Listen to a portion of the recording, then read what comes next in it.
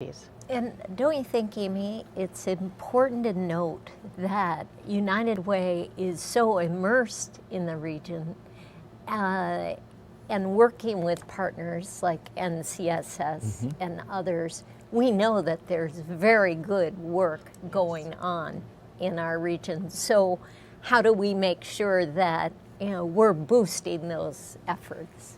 Yeah, and I think, from a perspective of someone who might be watching this not that familiar, it's the fact that what you're really doing is it's just a collaboration of organizations, individuals, donors to try to address the most pressing needs in all the communities on a local level, whatever those might be. And Amy did a great job of expressing what they are right now. Right. And speaking of volunteers, which is such a critical component in this entire mix, what is the role of volunteers in deciding what the United Way does in our community?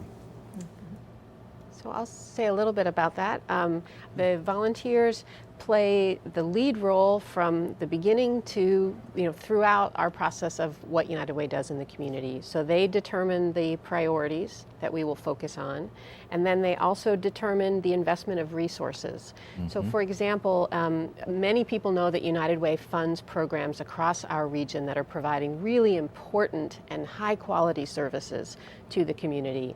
And those programs apply for funding from United Way, and we have teams of volunteers that review the applications, weigh the opportunities, and make the decisions around how much funding and which programs receive funding.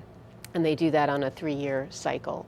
Those volunteers also make recommendations and decisions for how United Way can invest additional financial resources to help communities with strategic initiatives where you're looking at changing systems and trying new ideas.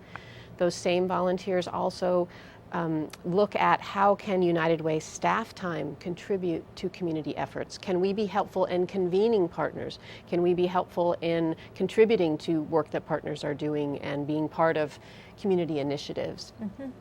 We also, in addition to volunteers making decisions around the types of work that we will do, we are also looking at ways to recruit volunteers within the community to support United Way's work and initiatives, but particularly to support the work of hundreds of nonprofits and organizations across the community. So those are some of the different types of things that we might do for our work, and all of that is overseen and directed and evaluated by volunteers from the community representing all 3 counties in our region. And I think what's extremely interesting is the fact that there are some very important services and programs throughout the community that if it wasn't for United Way partially funding or fully funding that particular initiative, it would go away.